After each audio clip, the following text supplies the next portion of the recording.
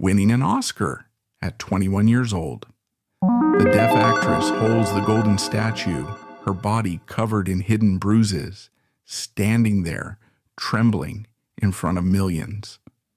The man smiling right beside her is the exact same monster who dragged her out of bed, ripped her clothes apart, and brutally assaulted her at 4:30 in the morning. There is no such thing as sacrificing for art here. This was a ruthless act of abuse, executed by the most powerful and influential man in Hollywood. How exactly did he manipulate her? Today, I will uncover the truth with you. Let us look straight through the carefully constructed public persona of William Hurt. If you look at his career in the 1980s, the media constantly painted him as this ultimate intellectual leading man. He was the gentle, soft-spoken, highly educated theater actor. He was the guy who read poetry and talked endlessly about the deep philosophical meaning of art. But that entire sophisticated image was nothing but a highly effective, incredibly dangerous mask. Behind closed doors, this so-called intellectual was operating with the same ruthless, predatory instincts as a violent criminal. And to see how he operated, we have to look at the massive, engineered power imbalance on the set of the 1986 film Children of a Lesser God. This was never a romance. This was a calculated trap. Let us break down the reality of who these two people were when they stepped onto that movie set. William Hurt was 35 years old. He was an established, untouchable white male star operating at the absolute peak of 1980s Hollywood. That era of the industry was essentially a kingdom ruled exclusively by men exactly like him. He had the money, he had the studio backing, and he held the ultimate power to make or break a multi-million-dollar production. He was the undisputed king of the set. And who did he choose as his partner? Marlee Matlin was exactly 19 years old. She was not a seasoned Hollywood veteran. This was her very first time acting in a feature film. She had no industry connections, no massive legal team, and no experience dealing with the vicious, manipulative politics of a major movie studio. But most importantly, she is entirely deaf. When you put a 35-year-old industry titan in a closed room with a 19-year-old deaf girl who is deeply reliant on him for her breakout career, you are not creating a collaborative, artistic environment. You are serving a lamb directly to a wolf. The power dynamic was so heavily skewed in his favor that she was essentially swallowed whole before the cameras even started rolling. He weaponized her vulnerability. The violence he inflicted on her was not a one-time loss of temper or a bad argument. It was a relentless, agonizing daily routine. While the studio was busy marketing this beautiful, groundbreaking romance to the world, the reality behind the scenes was a living nightmare. He was beating her so frequently and so viciously that she was showing up to the film set with fresh, dark bruises covering her body almost every single day. Think about the sheer psychological terror of being a 19-year-old girl, far away from home, unable to hear the people around you, and being forced to work 14-hour days alongside the exact same man who was violently beating you in your bedroom every night. And here is the most chilling, sickening detail about this entire production. The abuse was not a perfectly kept secret. It was literally documented on camera for the entire world to see. If you go back and watch the final official theatrical cut of Children of a Lesser God, the exact movie that the Academy heavily praised, you are actually looking at a crime scene. In several scenes, if you look closely, you can visibly see the dark, heavy bruises on Marlee's chest and on her legs. Those are not makeup.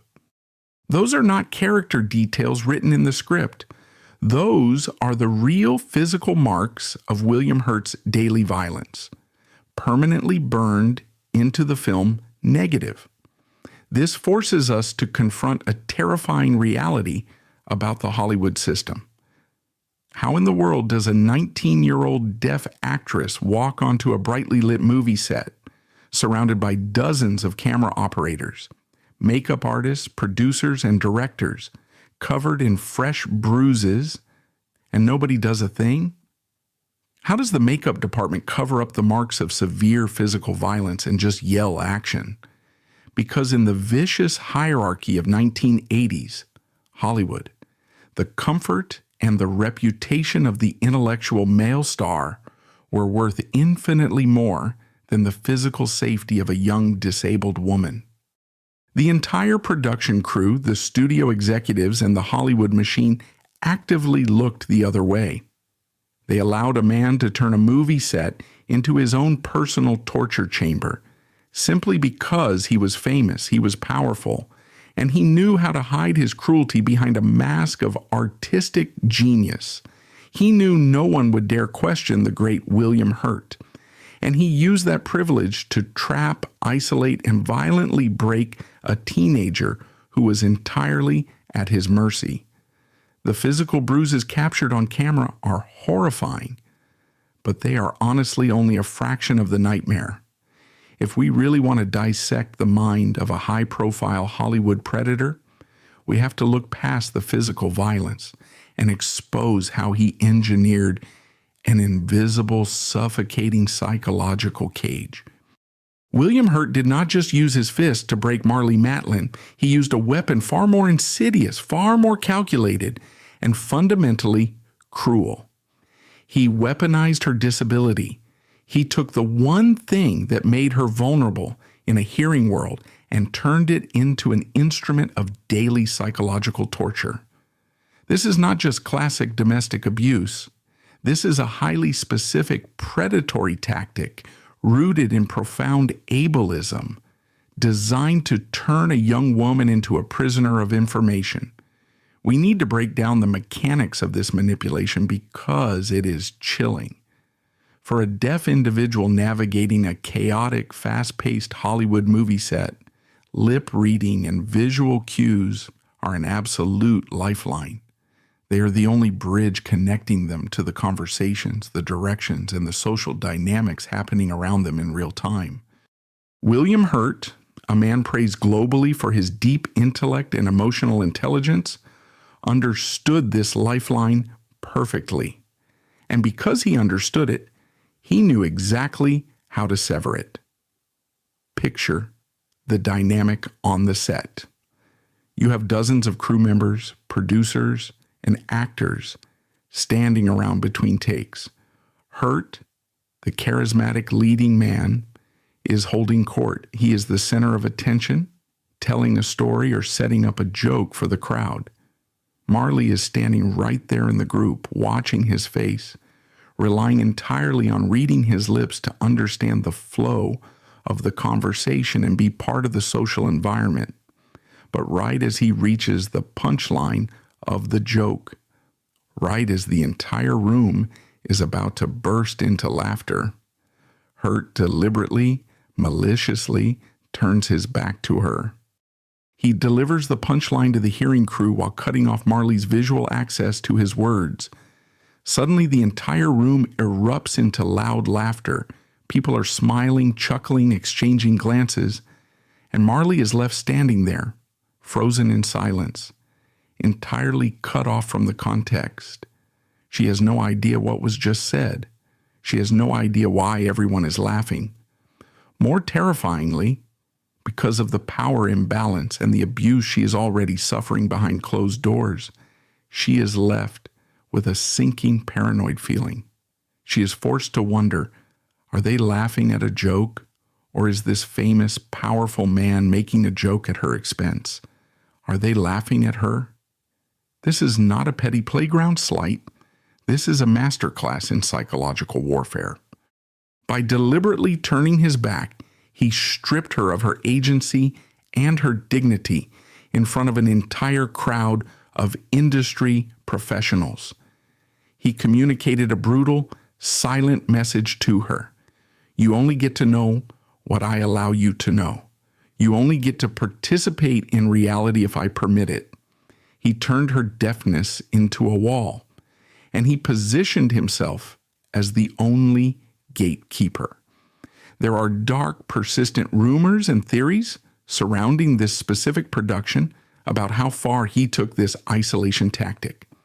Many believe his control extended to manipulating the flow of information through the actual American Sign Language interpreters on set. In intense, closed-door discussions or arguments, a predator who wants absolute control will try to eliminate any third-party witnesses. By creating an environment where interpreters are dismissed or intimidated, he effectively kills her only remaining method of self-defense. If she cannot communicate her distress to the outside world, she ceases to exist outside of his control. He forces her into an agonizing state of silent compliance. He becomes her sole conduit to reality. And when a violent abuser controls your reality, you are living in a psychological horror movie. This systematic dismantling of her mind, this deliberate isolation from the hearing world, was setting the stage for the ultimate display of physical ownership. When you spend months breaking down a person's psychological defenses, stripping away their communication and making them feel entirely dependent on you, the physical violence inevitably escalates to a horrific peak. We have to talk about what happened in the dead of night, away from the cameras, away from the crew, in the place where a human being is supposed to be the most safe.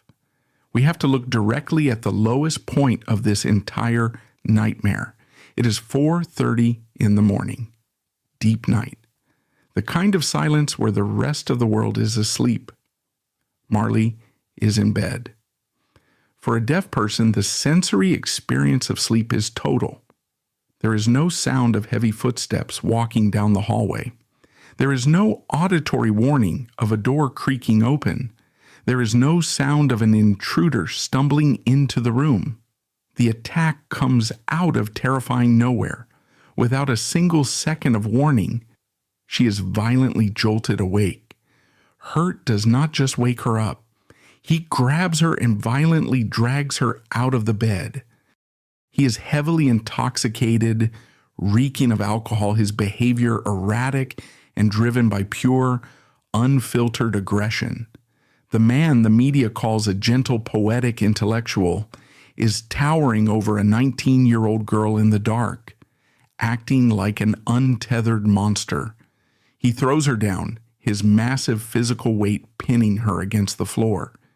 She is terrified, disoriented from being ripped out of her sleep, and overpowered.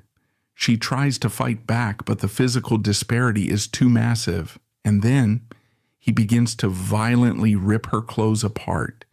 The fabric is tearing. The intention is horrifyingly clear. This is not an argument. This is not a drunken mistake. This is a calculated, brutal sexual assault. As he is tearing her clothes and forcing himself onto her, Marlee does exactly what a victim is supposed to do. The victim directly rejects the physical contact. Crying and genuinely terrified, the young actress begs for an end to the violence. The scream is undeniable. "No, Bill, please don't." His own romantic co-star is actively pleading with him to stop inflicting pain. That is the exact second the public illusion of William Hurt completely dies. The veteran actor is not deaf. He hears the panic. He hears the clear word, no. The desperation of a colleague trying to escape is absolutely clear inside that room. Hurt registers every single sound of that trauma, and he just completely ignores it. Bypassing a direct verbal refusal, the leading man forces himself onto the victim right there on the floor. You have to look at the cold reality of that situation. We are talking about a major Hollywood icon committing a violent textbook criminal act of rape. He used his physical strength, his intoxication, and her sheer vulnerability to violate her bodily autonomy. He did not care about her tears. He did not care about her pain. He only cared about asserting dominating power over a woman he viewed as his personal property. The cognitive dissonance required to survive the aftermath of a night like that is almost unimaginable. Think about what happens just a few hours later. The sun comes up, the alcohol wears off, and Marlee Matlin has to get up, cover whatever mark she can, and go to the movie set. She has to step in front of the bright studio lights, look directly into the eyes of the man who just raped her a few hours prior, and act out a beautiful, tender love story for the cameras. She has to watch the director praise his incredible, sensitive performance. She has to watch the crew treat him with the utmost respect, fetching him coffee and hanging on his every word. This is the true, sickening power of the Hollywood machine. It creates an impenetrable shield around a monster. The entire production of Children of a Lesser God is fundamentally built on a grotesque hypocrisy. The film was aggressively marketed to the public as a triumphant, beautiful exploration of the deaf community. It was praised for bridging the gap between the hearing world and the deaf world. The Academy Awards would go on to shower the film and William Hurt with massive accolades for their profound empathy. The world was crying in the movie theaters, deeply moved by his portrayal of a man learning to understand and love a deaf woman. But the reality is that the man being handed golden statues for his empathy was actively using deafness as a weapon of torture. He was running a private, violent dictatorship behind the scenes. He was a man who needed to feel superior, a man who harbored deep, toxic insecurities disguised as intellectualism. He did not choose a 19-year-old deaf actress because he wanted an equal artistic partnership. He chose her because he identified a target with a built-in societal disadvantage. He saw a young woman who lacked the industry power to fight back, who lacked the auditory awareness to anticipate his attacks, and who lacked the public voice to expose his crimes. He operated with the cold, calculated precision of a predator who knows exactly where the blind spots of society are. He knew the studio executives would never care about the whispers of a teenage newcomer over the demands of their leading man. He knew the public would always choose to believe the soft-spoken, poetry-reading movie star over the bruised, traumatized girl. He built a fortress of intellectual superiority and industry power, and he locked Marlee Matlin inside it, forcing her to endure invisible psychological warfare and violent physical assault, all while the world applauded his genius. The horrific events hidden behind the locked doors of the hotel room were just the physical component of her trauma. The most profound, lasting psychological damage inflicted upon Marlee Matlin unfolded on the most public, highly televised, glittering stage on the planet. To grasp the pathetic reality of a narcissistic abuser, the events of the 1987 Academy Awards must be pulled apart. This was the exact moment the physical violence morphed into a surgical assassination of a young woman's self-worth. The Academy Awards represent the absolute pinnacle of the Hollywood ecosystem, the ultimate manifestation of the American dream. Millions of people around the world watch the live broadcast. The red carpet swarms with journalists, flashing cameras, and the most powerful executives in the entertainment industry. Marlee Matlin walked into that auditorium at just 21 years old. She was an unknown deaf actress who had just delivered a historic, groundbreaking performance. To the outside world, she lived a real-life fairy tale, the ultimate underdog story the media loves to sell. The reality sitting in those velvet seats was a living, breathing horror story. Marlee sat in a beautiful, expensive gown, carrying hidden physical bruises of extreme domestic violence underneath the fabric. The man who put those bruises on her body sat right next to her. He wore a perfectly tailored tuxedo, smiled for the cameras, and played the role of the supportive intellectual partner. The tension in that room was suffocating. She was trapped in a heavily monitored public space with her abuser, knowing the entire world watched their every interaction. William Hurt's fragile, toxic mindset on this specific night requires deep dissection. Hurt was also nominated for an Oscar that evening. He walked into that auditorium fully expecting to win. In his deeply arrogant, narcissistic mind, he was the true master of that film set. He viewed himself as the highly trained, theater-educated genius who carried the production on his back. He viewed Marlee not as an equal partner, but as his personal creation. He saw her as a charity case, a disabled girl he personally elevated through his brilliant acting methods. He genuinely believed her success depended entirely on his presence. Then the envelopes were opened. The reality of the industry hit him right in the face. William Hurt lost his category, the golden boy of Hollywood intellectualism. The man who believed he was smarter and more talented than everyone else in the room was rejected by his peers. The intense silent rage boiling under his calm public facade was palpable. His ego fractured. He sat there forced to smile and clap for someone else, while his internal sense of superiority bled out. Next came the presentation for the Best Actress category. In a twist of cruel cinematic irony, William Hurt stood on that stage holding the envelope. He was the presenter. He had to open the piece of paper, look down, read the name, and announce to the world that his 21-year-old deaf victim had just achieved the ultimate validation he was denied moments prior. When Marlee's name was called, the auditorium erupted into a massive standing ovation. It was a historic moment for the deaf community and for cinema history. When Marlee walked up to that stage to accept the golden statue, the cameras captured her physically shaking.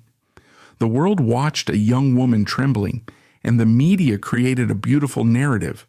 They claimed she was shaking with overwhelming joy, overcome with emotion from winning the biggest award in the world. The actual dynamic playing out on that stage was far darker.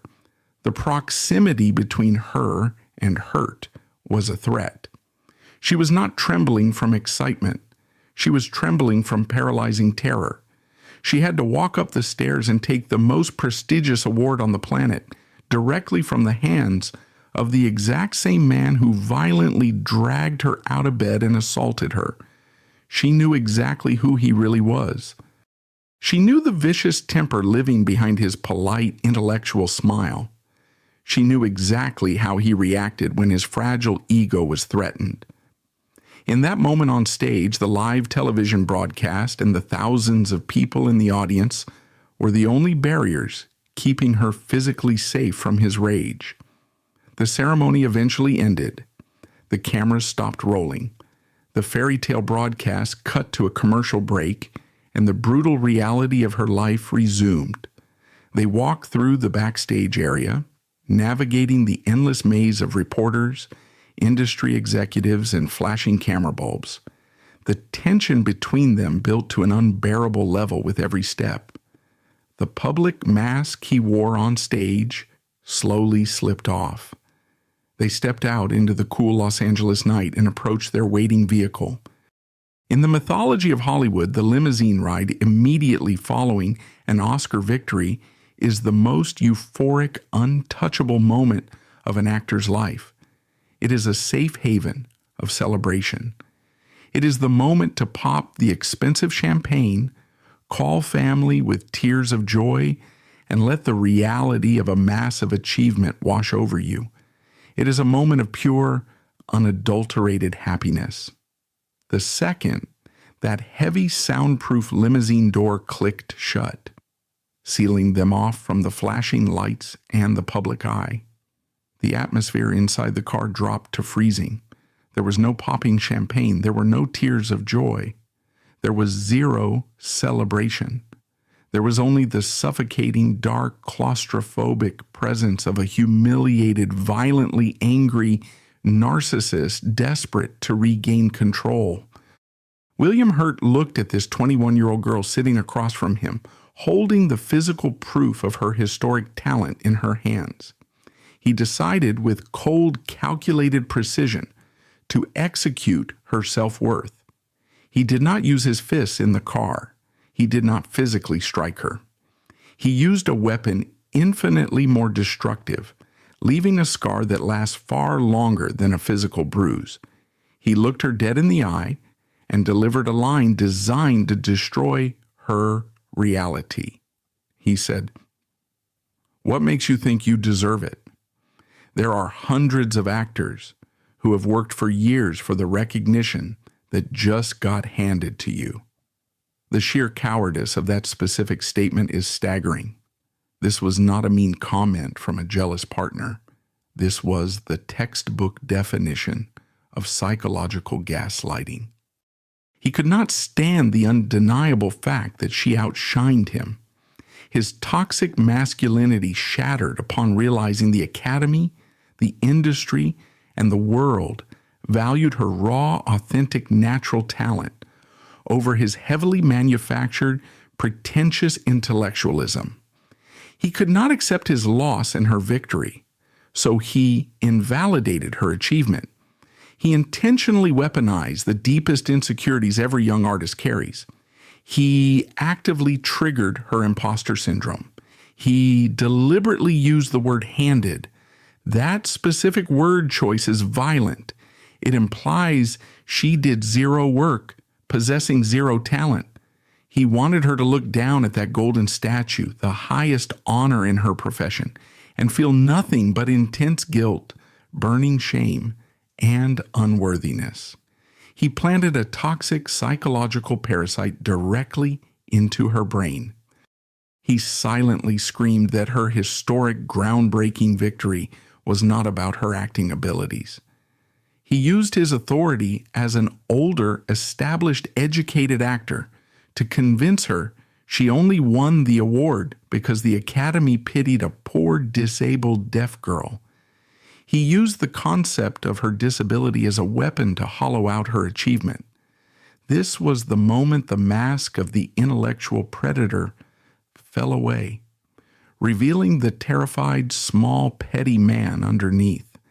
A great artist, a truly intelligent human being, celebrates the historic success of their partner.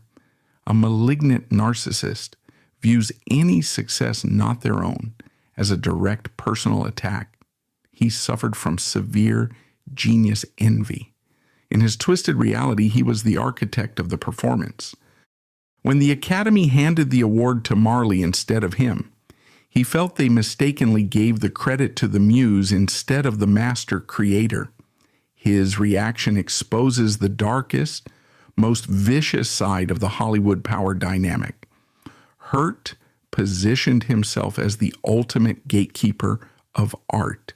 By saying there are hundreds of actors who have worked for years, he spoke on behalf of the established, white, hearing, formally trained Hollywood elite. He told her she did not belong in their club. He told her that her lived experience, her natural charisma, and her unique perspective were worthless compared to his formal training and lengthy resume. He used his status to crush a young woman who had just achieved the impossible. This specific type of verbal abuse is incredibly difficult to heal from. The physical bruises he left on her body during the filming process eventually faded away. The voice of an abuser sitting in the dark of a limousine, echoing in a victim's head during the greatest, most triumphant achievement of their life, lasts forever. He successfully stole the joy of her Oscar night. He made sure that every time she looked at that golden statue on her shelf, for years to come, she would not remember the standing ovation or the applause. She would only remember the cold, hateful voice of a jealous man calling her a fraud. This limo ride destroys the fundamental illusion of the American dream in the entertainment industry. Society teaches that success, wealth, and public recognition bring safety. People assume that reaching the highest peak of a profession makes someone untouchable. Marlee Matlin reached a level of success millions dream of, holding the ultimate symbol of Hollywood power. Yet, she was still a terrified victim, physically trapped in a moving vehicle with a monster. Her massive public success did not buy her safety or respect. Her success triggered her abuser's most venomous instincts. It proves that no amount of fame, money, or golden statues can protect a vulnerable person from the calculated cruelty of a man who uses his intellect to disguise his hatred for women who dare to be better than him. Every single time a survivor finally breaks their silence and exposes a powerful predator, a deeply toxic, incredibly predictable question instantly floods the internet. People sit comfortably in their safe homes, look at a battered woman and casually ask why she didn't just leave. They ask why she didn't just pick up the phone and call the cops. This line of questioning is not just ignorant.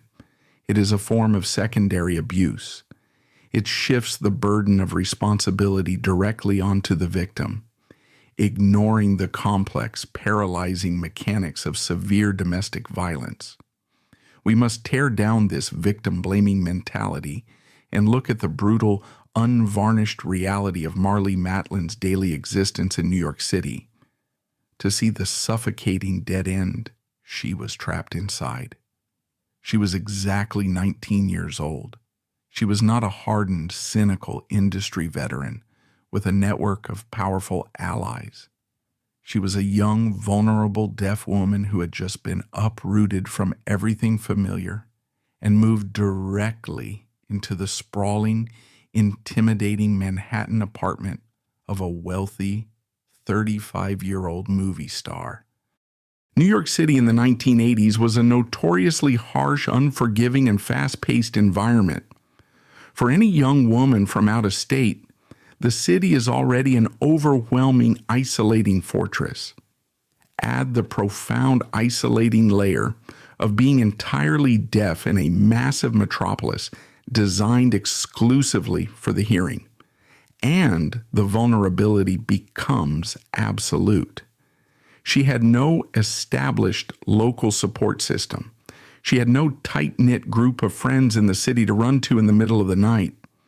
She had no independent financial resources that were not somehow tethered to him and the film production. She was physically placed inside an incredibly expensive, highly secure apartment building that essentially functioned as a maximum security prison disguised as luxury real estate. The concept of simply calling the police is a privilege of the empowered. It assumes the victim believes the system is actually designed to protect them. The heartbreaking, almost unfathomable truth about Marlee Matlin during this period is that she literally did not know she had the fundamental human right to call emergency services. She was so thoroughly brainwashed, so completely dominated by William Hurt's towering industry presence, that she genuinely believed his fame granted him legal immunity. He was a beloved, Oscar-winning intellectual American icon. The societal conditioning of the era taught young women that powerful men were untouchable and above consequences. Consider the logistical terror of a deaf woman trying to contact emergency services in the mid-1980s. There were no text-to-emergency systems. There were no smartphones, no instantaneous digital communication, and no accessible interfaces for the hearing impaired in standard police precincts. The physical barrier of communication created an impenetrable concrete wall between her and any potential rescue. She was silenced by her abuser, silenced by the severe limits of 80s technology, and silenced by a society that worshipped celebrity power over human safety. If she ran out into the street, she would be a 19-year-old deaf girl trying to explain a complex domestic abuse situation to a New York City police officer who had zero training in sign language.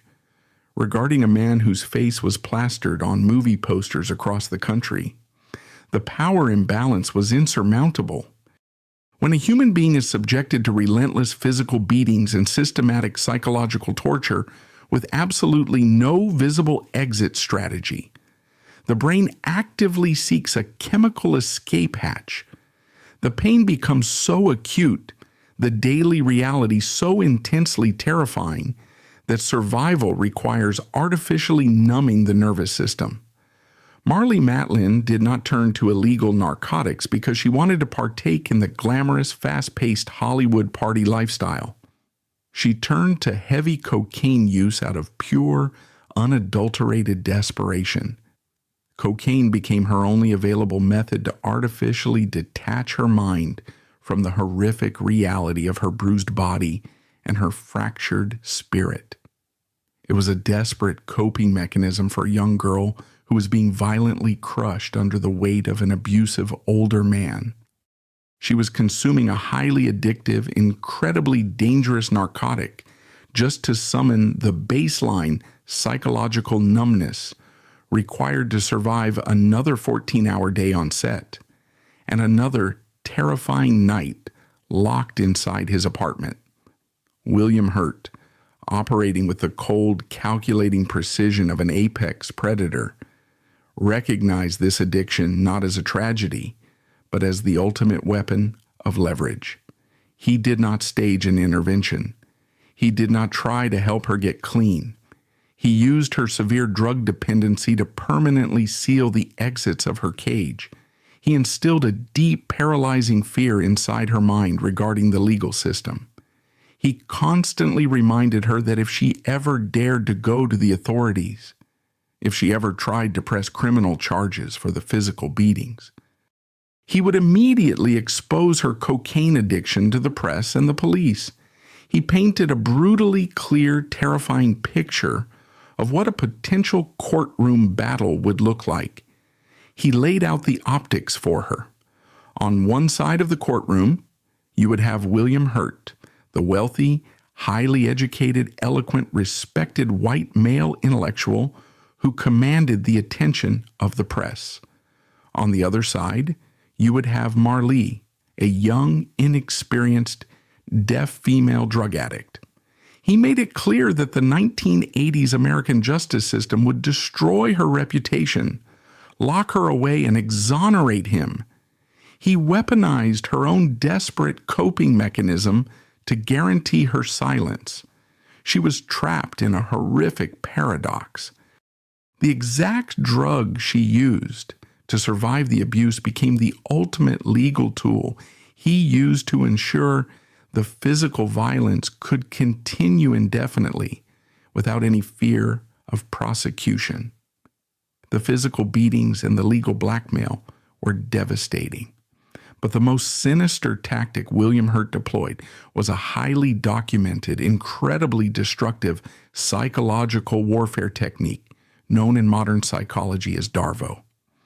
DARVO stands for Deny, Attack, and Reverse Victim and Offender. This is the ultimate, meticulously crafted playbook of the malignant narcissist. When a highly intelligent predator uses this tactic, they flip the reality of the abuse, forcing the victim to take full psychological responsibility for the violence inflicted upon them. Hurt did not just hit her and apologize. He hit her. And then he meticulously drafted extensive letters to her, utilizing his vast vocabulary and his pseudo-intellectual persona to rewrite the narrative of his own horrific crimes. These letters are a masterclass in psychological manipulation and emotional terrorism. After a violent episode, he would sit down and write to her, explicitly detailing how her specific actions, her perceived flaws, or her supposed lack of understanding directly caused his explosive physical rage. He would calmly and eloquently explain that he did not want to hit her, but her behavior simply left him with absolutely no other choice. He framed his own lack of emotional control and his own violent outbursts as a direct consequence of her inadequacy. He used his superior grasp of the English language to build an impenetrable labyrinth of blame, trapping her inside a fabricated narrative where she was the antagonist constantly ruining his peaceful life. He was literally beating her until she was covered in bruises, and then using perfectly structured written words to convince her that she was actually the one emotionally abusing him. This is the exact moment the abuse transcends physical violence and becomes mental annihilation. When an abuser successfully executes a Darvo campaign, the victim stops looking for an escape route. The victim begins to believe the letters. Marlee Matlin, isolated in a massive city, heavily drugged to numb the pain, and utterly terrified of the legal system, began to internalize his twisted, toxic logic. She started overanalyzing her own behavior, desperately trying to figure out how to stop provoking his anger. She genuinely believed that if she just became quieter, more compliant, more perfectly obedient, the beatings would finally stop. She was brainwashed into believing that the horrific violence she endured was a valid, justified punishment for her own personal shortcomings. He did not just break her jaw or bruise her ribs, he broke her fundamental connection to objective reality. He successfully made her the warden of her own prison. The sheer cruelty of a man using his advanced education and his eloquence to gaslight a 19-year-old deaf girl into taking the blame for his physical violence is almost incomprehensible. He used the very concept of intellectualism as a blunt instrument to batter her self-esteem into dust. He knew she relied on him for communication, for career advancement, and for basic survival in a city that was entirely foreign to her. He exploited every single vulnerability with surgical precision. This is the definitive answer to the ignorant crowds who ask why a battered woman stays. The physical door to the apartment might be unlocked, but the psychological door is bolted shut, welded together by profound isolation, chemical addiction, severe legal threats, and a shattered sense of self-worth. William Hurt used his fame, his intellect, and his unyielding cruelty to systematically dismantle every single defense mechanism this young woman possessed. He isolated her in a massive concrete city, exploited her deafness, weaponized her trauma response, and manipulated her into believing she was the architect of her own physical suffering. This is the true, horrifying anatomy of domestic abuse in the upper echelons of power. It is a slow, methodical erasure of a human soul, executed by a man who wore the mask of a refined, sensitive gentleman while committing the calculated crimes of an absolute monster. We focus an incredible amount of attention on the monster inflicting the pain, but we ignore the horror of the crowd standing around watching it happen. William Hurt did not operate in a vacuum. A predator of his specific magnitude requires a highly efficient, totally silent support system to survive. The severe abuse on the set of Children of a Lesser God was not a well-kept secret locked away in a soundproof hotel room. It was an open, undeniable reality. And the complicity of the powerful people in charge is arguably just as sickening as the physical violence itself. We have to expose the rotten, enabling culture of the Hollywood machine that actively protected him. Let us look at the actual documented witnesses to this crime. We are not talking about vague rumors, and we are not talking about quiet whispers behind closed doors. We are talking about physical, undeniable evidence of severe bodily trauma. Jack Jason, who was Marlee Matlin's longtime ASL interpreter, explicitly stated that he saw her with a physical black eye. He was her literal voice, the person translating her entire world, and he had to stand there and look at the physical damage inflicted on her face. Medical professionals, the actual studio doctors who were brought in to treat her, saw the blunt force trauma on her body. Even Hurt's own stepchild witnessed the dark bruises in their private life. The evidence of his violent crimes was right there in the open. It was on her face, it was on her arms, and it was walking right onto a brightly lit, massive movie set every single morning. He was incredibly sloppy with his abuse because he knew with absolute certainty that he was entirely protected. So, how does an entire production crew see a 19-year-old deaf girl covered in dark bruises and do nothing? This brings us directly to the profound betrayal of the film's director, Randa Haynes. You have a female director helming a groundbreaking movie specifically about the struggles of a marginalized deaf woman actively watching her young lead actress get battered and choosing to look the other way. Haynes did not stop the production. She did not call the police. She did not intervene to protect a vulnerable teenager. Instead, the production deployed the most toxic, heavily abused excuse in the entire history of American cinema. They called it method acting. We really need to tear down the incredibly dangerous mythology of method acting in Hollywood. For decades, the American entertainment industry has used this pretentious artistic term as a bulletproof shield for abusive, violent men. Notice how it is almost always male actors who use method acting as an excuse to terrorize their co-stars. If a male actor throws a chair across a room, screams at a crew member, or physically intimidates a woman, the industry calls him a dedicated genius. When William Hurt was violently manipulating and physically harming Marlee, the system actively rebranded his domestic violence as intense artistic tension. They cowardly claimed he was just pushing the emotional boundaries of the characters.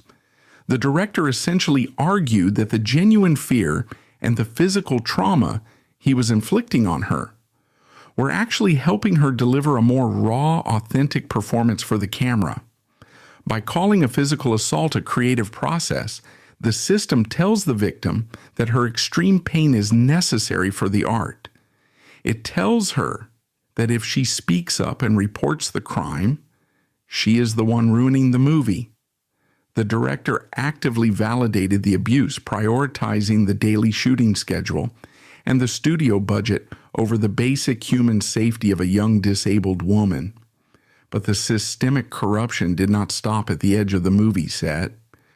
Once the rumors of their volatile, violent relationship inevitably leaked to the public, the American media machine stepped in to perform the ultimate corporate cleanup job. The press did not launch an investigative report into domestic violence. They took a horrific situation of absolute control and physical assault and aggressively romanticized it for the tabloids. Look at the damaging commentary from major media figures at the time.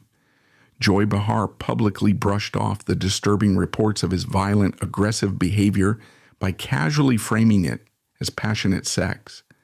Just let the sickness of that public statement sink in. A prominent media voice took the terrifying reality of a deaf teenager being beaten and assaulted and then packaged it to the American public as a fiery, intense Hollywood romance. She took the agency completely away from the victim and normalized the violence. Then you have People magazine, one of the biggest, most influential publications in the country.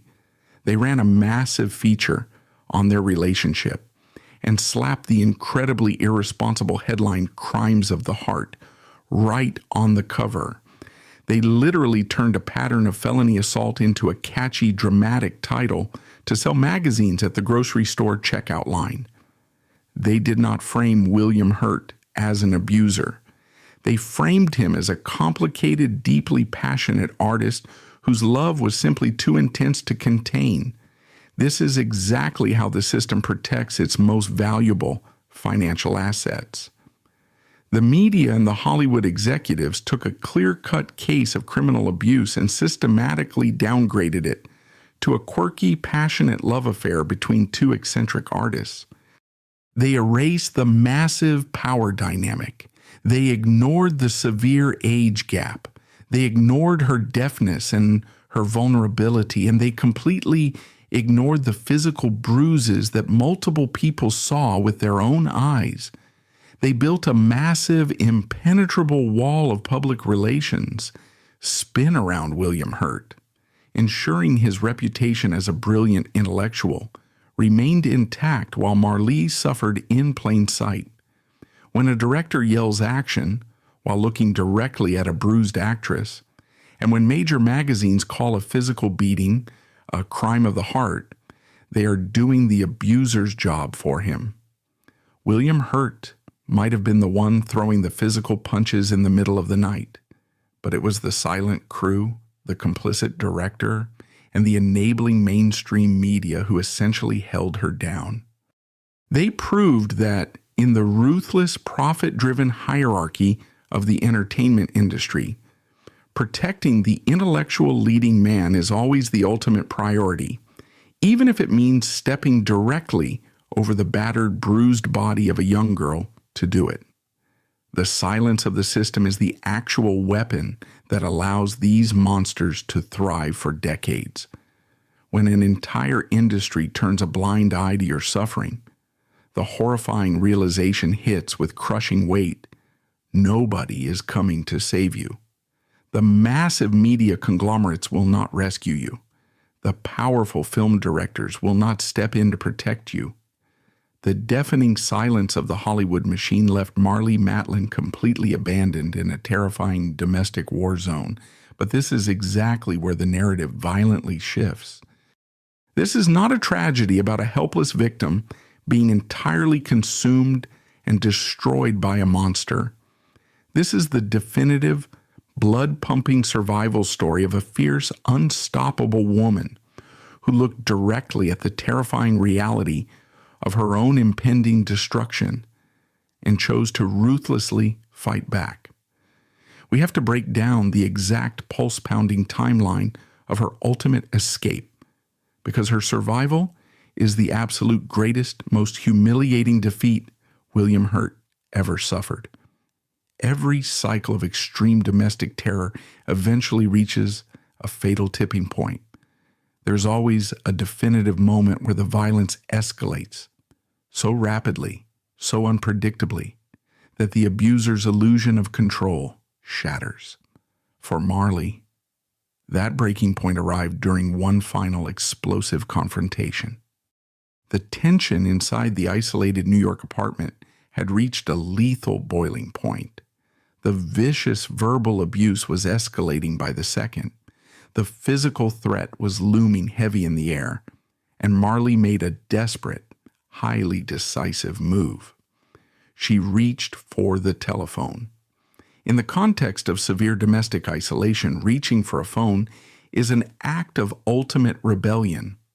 The telephone was not just a piece of plastic on the wall, it was a lifeline, a desperately needed connection to the outside world, a potential emergency call, a literal cry for help. William Hurt saw her trying to make that connection, and his reaction was pure, unfiltered, violent rage. He lunged at her across the room. He violently ripped the phone right out of her hands, severing her only remaining lifeline. And then he viciously attacked her. He hit her directly in the face and aggressively battered her arms. This was not just another terrible argument in a toxic relationship. The sheer physical force of this specific attack triggered an undeniable primal alarm deeply embedded in Marlee's brain. The heavy, suffocating fog of the psychological gaslighting, the manipulative letters, the deep cocaine numbness, all of it instantly evaporated in the face of raw, lethal danger. She looked up at the man towering over her, and she experienced a moment of crystal clear, terrifying clarity. She realized, with absolute bone-chilling certainty, that if she stayed in that apartment for one more night, she would not make it out alive. The violence was never going to magically stop. It was only going to escalate until it extinguished her life. She did not hesitate. She did not try to negotiate with a madman. She did not wait around for a fake apology or another perfectly written, manipulative letter shifting the blame onto her. She tapped into an incredibly deep, ancient well of human survival instinct, grabbed whatever she could carry, and bolted. Walking out that door was the single most dangerous, courageous act of her entire life. Leaving a highly volatile, physically violent abuser is statistically the exact moment a victim is placed in the highest amount of physical danger. The abuser suddenly realizes they are losing their possession, their grip slips, and their rage spikes to potentially fatal levels. But Marlee moved with uncompromising determination. She got out. And she did not just walk away. She surgically severed the connection. She slammed the heavy iron door shut on the entire toxic nightmare. She cut off all contact immediately. She refused to take his phone calls. She refused to listen to his pathetic excuses. And she blocked his access to her physical and psychological reality. She stripped the intellectual predator of all his power in one single, incredibly defiant move. But escaping the physical location of the abuser is only the very first step of a massive, grueling, lifelong war for survival.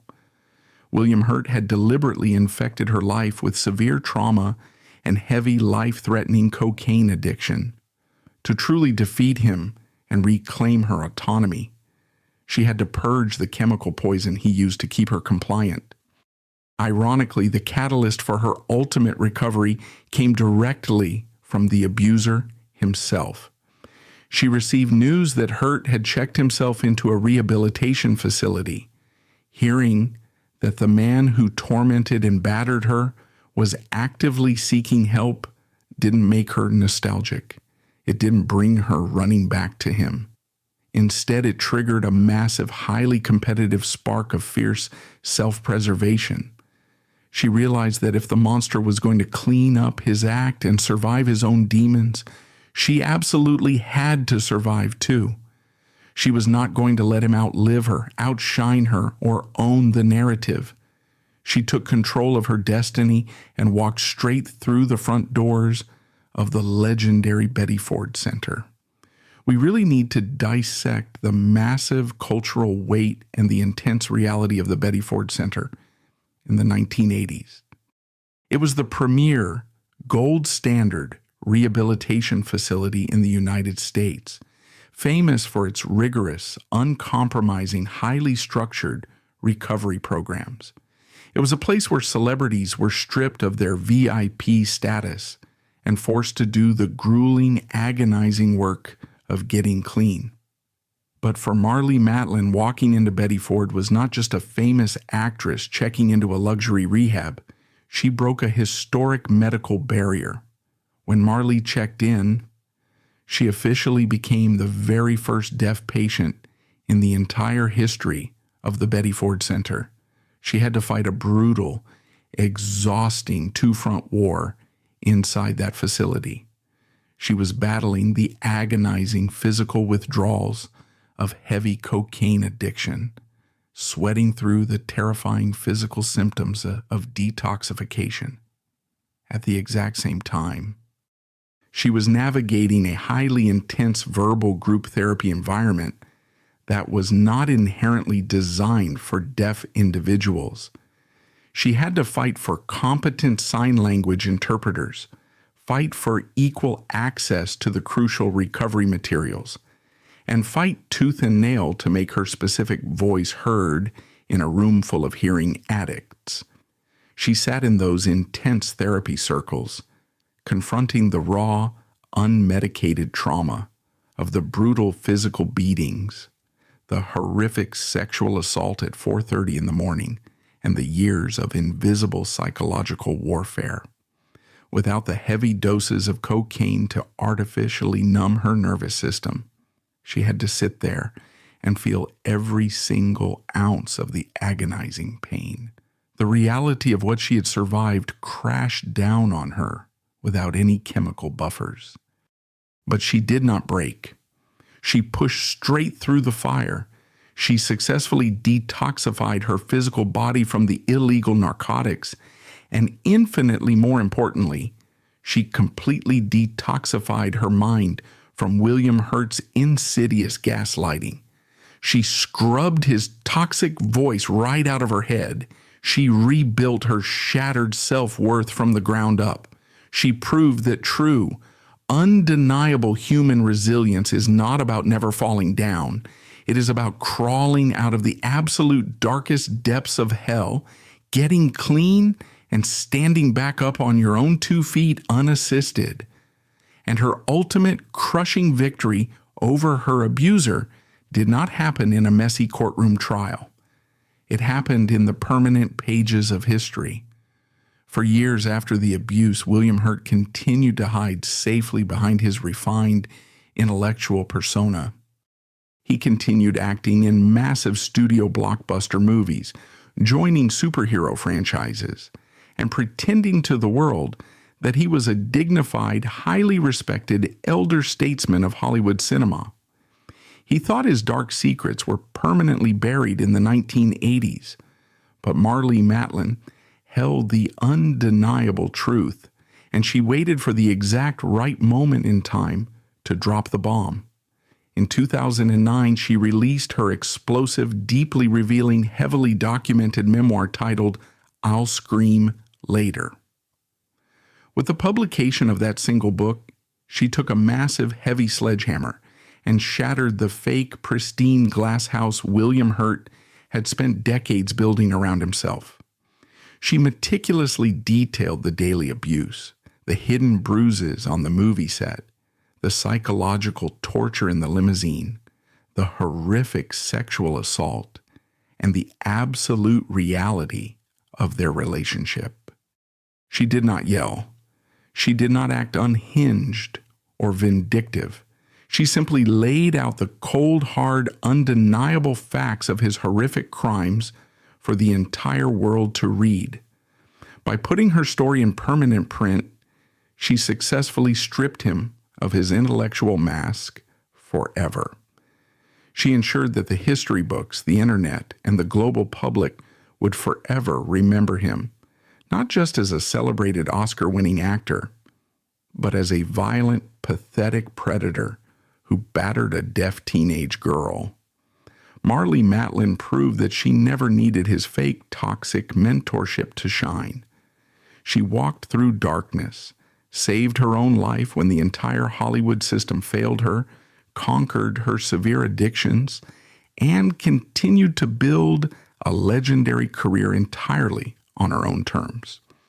Her story is the ultimate, undeniable proof that a violent abuser can try to break a woman's body, they can try to silence her voice, and they can try to destroy her mind, but they can never, ever extinguish the blazing spirit of a truly free, unstoppable survivor.